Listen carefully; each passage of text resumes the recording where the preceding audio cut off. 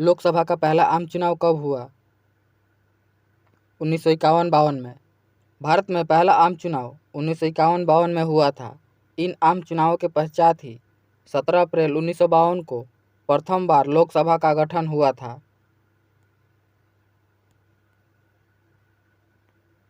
इस चुनाव में जवाहरलाल नेहरू जी ने प्रधानमंत्री अंतरिम कैबिनेट का नेतृत्व किया था। इस दौरान ही नेहरू जी को देश का प्रथम प्रधानमंत्री चुना गया था। निम्न में से भारत के किस राज्य की विधानसभा सीटों की संख्या सर्वाधिक है? उत्तर प्रदेश की।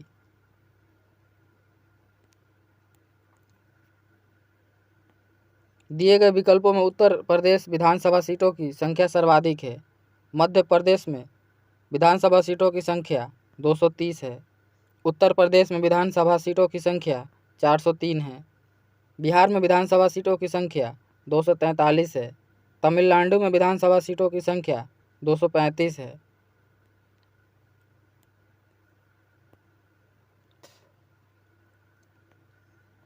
वर्तमान में राज्यसभा में सदस्यों की संख्या कितनी है?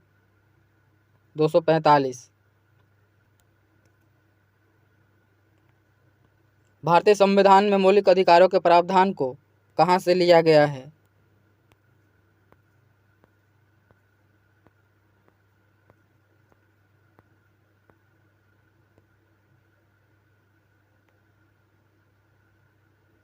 संयुक्त राज्य अमेरिका के संविधान से।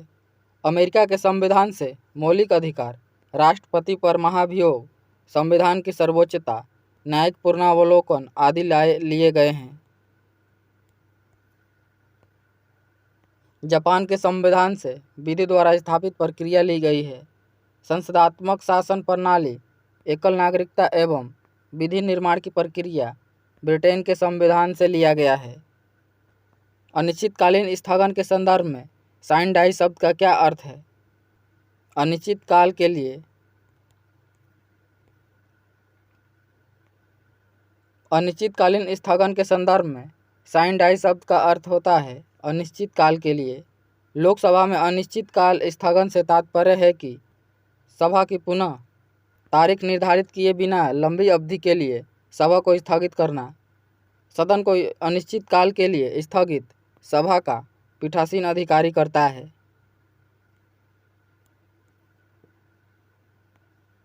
मूल अधिकार कौन से हैं? बुनियादी, प्राकृतिक और अपरिहार्य अधिकार।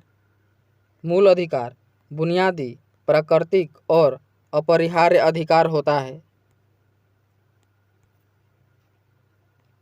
मूल अधिकारों को अमेरिका के संविधान से लिया गया है। अनुच्छेद 12 से 35 में मूल अधिकारों से संबंधित उपबंध है। मूल अधिकार पाना भारत के प्रत्येक नागरिक का अधिकार है, जिसे बिना किसी भेदभाव के नागरिकों को प्रदत्त किया जाता है। संविधान में वर्णित भाग 3 को भारत का मैग्ना कार्टा के रूप में संदर्भित किया जाता है।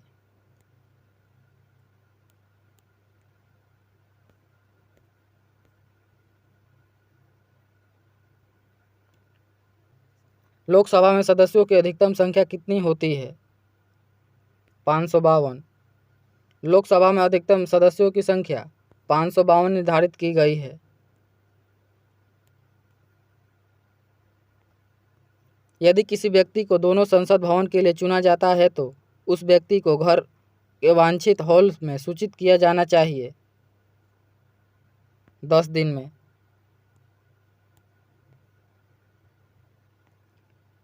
यदि किसी व्यक्ति को संसद के दोनों सदनों के लिए चुन लिया जाता है तो व्यक्ति द्वारा 10 दिन के अंदर हॉल में सूचित किया जाना चाहिए। मौलिक अधिकारों में समानता का अधिकार क्या है? कानून के समक्ष सभी लोग समान।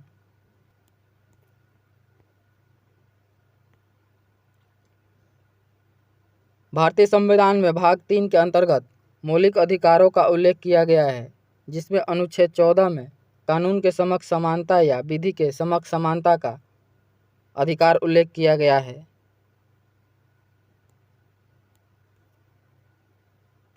किसको धार्मिक स्वतंत्रता दी गई है? सभी भारतीय नागरिकों को। भारतीय संविधान में मूल अधिकारों के अंतर्गत अनुच्छेद 25 से 28 तक धार्मिक स्वतंत्रता के विषय में उल्लेख किया गया है। भारतीय संविधान में मूल अधिकारों के अंतर्गत अनुच्छेद 25 से 28 तक धार्मिक स्वतंत्रता के विषय में उल्लेख किया गया है। अनुच्छेद 25 में धार्मिक स्वतंत्रता और अंतःकरण की स्वतंत्रता देता है। अनुच्छेद 26 में धार्मिक कार्यों के प्रबंध की स्वतंत्रता देता है। अनुच्छेद 27 में धर्म की अभिवृद्धि या विकास के संबंध में अधिकार प्रदान करता है।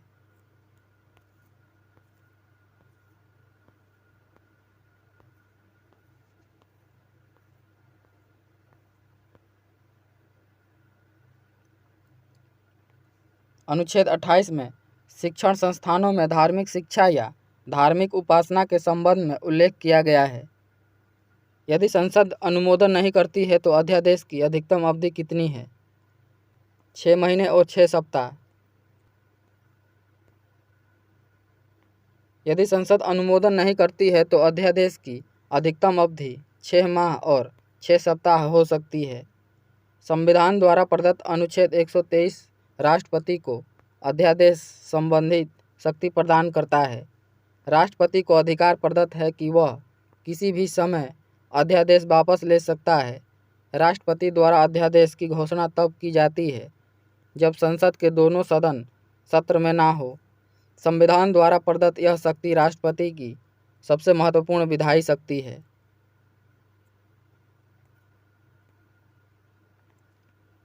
अधिग्रहण और नागरिकता को समाप्त करने के संबंध में कोई भी प्रावधान बनाने की शक्ति किसके पास है? संसद के। अधिग्रहण और नागरिकता को समाप्त करने से संबंधित प्रावधान बनाने की शक्ति संसद के पास है। संविधान के भाग 2 में अनुच्छेद 5 से 11 तक नागरिकता से संबंधित प्रावधान है। नागरिकता के अधिग्रहण और समाप्ति संबंधी प्रावधान नागरिकता अधिनियम 1955 के द्वारा तय किया गया था। मंत्रिमंडल एक छोटी कार्यकारी निकाय है जिसमें भारत का प्रधानमंत्री और कैबिनेट मंत्री शामिल होते हैं। संविधान में इसके लिए कोई परिभाषा नहीं है।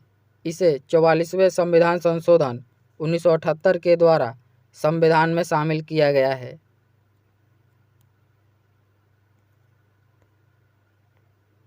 निम्नलिखित में से कौन सा मूल कर्तव्य नहीं है? संवैधानिक उपचार का अधिकार। संविधान में संवैधानिक उपचार का अधिकार अनुच्छेद 32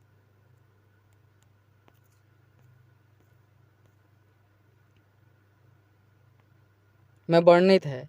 यह भाग 3 के मूल अधिकारों का हिस्सा है जिसमें नागरिकों के मौलिक अधिकारों के हनन से संबंधित वर्णन किया गया है। मौलिक कर्तव्यों का उल्लेख संविधान के भाग 4 क में किया गया है। मौलिक कर्तव्यों को रूस के संविधान से ग्रहण किया गया है। मौलिक कर्तव्यों की कुल संख्या 11 है। शिक्षा के अधिकार को 86वें संशोधन के तहत जोड़ा गया था।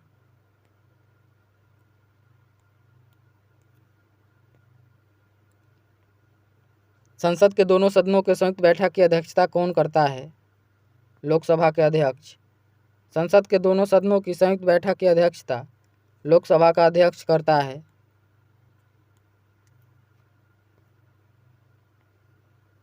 संविधान में दी गई राज्य व्यवस्था की संघीय संरचना से संबंधित प्रावधान को किसके द्वारा संशोधित किया जा सकता है? राज्यसभा के आधे सदस्यों की सहमति के साथ संसद में विशेष बहुमत। भारतीय संविधान में वर्णित राज्य व्यवस्था की संघीय संरचना से संबंधित प्रावधान को राज्यसभा के आधे सदस्यों की सहमति के साथ संसद में विशेष बहुमत के आधार पर संशोधित किया जा सकता है। संविधान में संघीय व्यवस्था का प्रावधान कनाडा के संविधान से लिया गया है। भारतीय संघीय व्यवस्था का संरक्षक भारत का सर्वोच्च न्यायालय है।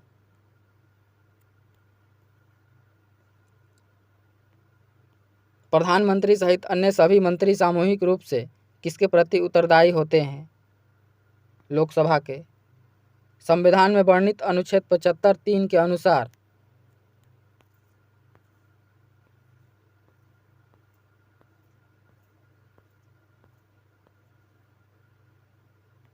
मंत्रिपरिषद सामूहिक रूप से लोकसभा के प्रति उत्तरदायी होते हैं। सामान्यतः मंत्रियों को 3 श्रेणियों में बांटा गया है: कैबिनेट मंत्री, राज्य मंत्री और उप मंत्री जिनकी नियुक्ति भारत का राष्ट्रपति करता है। अनुच्छेद 74 में कहा गया है कि राष्ट्रपति की सहायता और सलाह के लिए एक मंत्री परिषद होगी। राजनीतिक पार्टी से तात्पर्य ऐसी लोकतांत्रिक व्यवस्था से है जो चुनाव लड़ना, संविधान बनाना तथा सरकार के गठन और संचालन में अत्यंत महत्वपूर्ण भूमिका अदा करती है। निम्नलिखित में से कौन अतिरिक्त क्षेत्रीय कानून बना सकता है? संसद। भारतीय संविधान के अनुच्छेद 245(3) के अंतर्गत संसद को अतिरिक्त क्षेत्रीय कानून बनाने की शक्ति प्राप्त है। संसद को अधिकार है कि वह ऐसे कानून बना सके जो भारत या भारत के किसी क्षेत्र पर लागू हो सके। गृह मंत्री संघीय कैबिनेट के वरिष्ठतम पदों में से एक है, जिसका दायित्व भारत की आंतरिक सुरक्षा से संबंधित विषयों का पालन करना है। गृह मंत्री गृह मंत्रालय का प्रमुख होता है।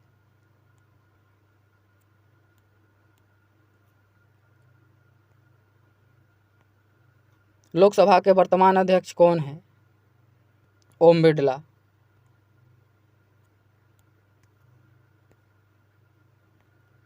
संविधान के अनुच्छेद 15 में किसी भी नागरिक के किस आधार पर भेदभाव के निषेध का उल्लेख है? धर्म, जाति, लिंग अथवा जन्म स्थान के आधार पर। भारतीय संविधान के भाग 3 में मौलिक अधिकारों का उल्लेख किया गया है, जिसके तहत अनुच्छेद 15 में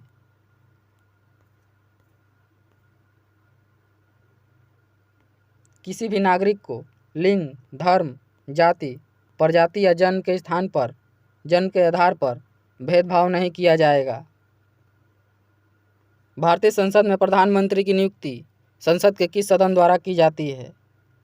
उच्च अथवा निम्न किसी भी सदन द्वारा की जा सकती है।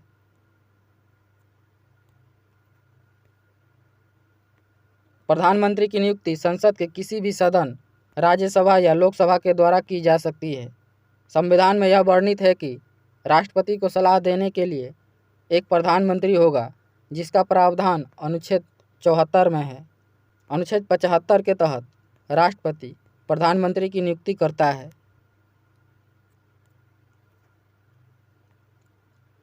हमारे संविधान के अनुसार निम्नलिखित में से कौन सा अधिकार मौलिक अधिकार नहीं है? संपत्ति का अधिकार। संपत्ति के अधिकार को 44वां संविधान संशोधन अधिनियम के अंतर्गत अनुच्छेद 1F को मौलिक अधिकारों की श्रेणी से अलग कर दिया गया है।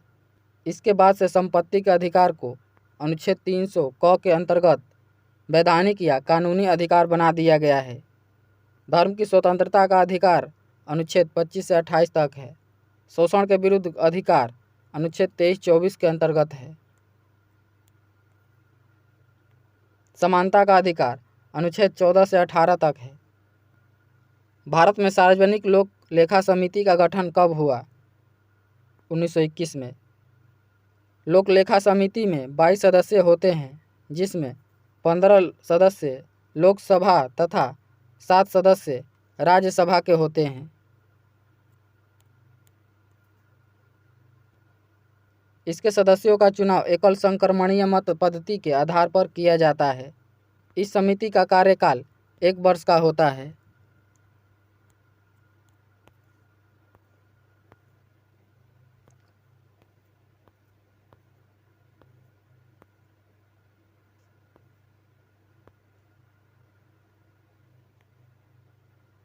लोक लेखा समिति की स्थापना 1921 में की गई थी। इसे प्रकलन समिति की जुड़वा बहन कहा जाता है। किस समिति को बजट में शामिल अनुमानों के निरीक्षण और सार्वजनिक व्यय की अर्थव्यवस्थाओं पर सुझाव देने का उत्तरदायित्व सौंपा गया है? प्राक्कलन समिति को।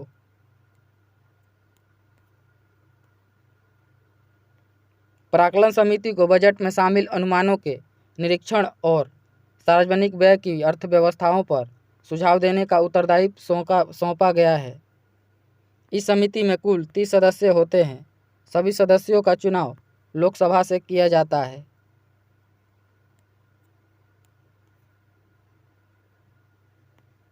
जम्मू एवं कश्मीर के राज्यपाल की नियुक्ति कौन करता है? राष्ट्रपति। जम्मू एवं कश्मीर के राज्यपाल की नियुक्ति राष्ट्रपति के द्वारा किया जाता है। अनुच्छेद 370 जम्मू कश्मीर राज्य से संबंधित है। इस अनुच्छेद के तहत जम्मू और कश्मीर राज्य में भारतीय संसद की सभी विधायी शक्तियां निषेधित है। 5 अगस्त 1919 को जम्मू और कश्मीर पुनर्गठन अधिनियम 1909 के तहत भारतीय संविधान से अनुच्छेद 370 और 35A को समाप्त कर दिया गया है। राज्यसभा में राज्यों और केंद्र शासित प्रदेशों का प्रतिनिधित्व करने वाले सदस्य होते हैं। 233 राज्यसभा में राज्यों और केंद्र शासित प्रदेशों का प्रतिनिधित्व करने वाले सदस्यों की कुल संख्या 233 है। राज्यसभा के लिए 12 सदस्य राष्ट्रपति द्वारा मनोनीत किए जाते हैं। क्या भारत के राष्ट्रपति ने अब तक वित्तीय आपातकालीन घोषित किया है? कभी घोषित नहीं किया गया है।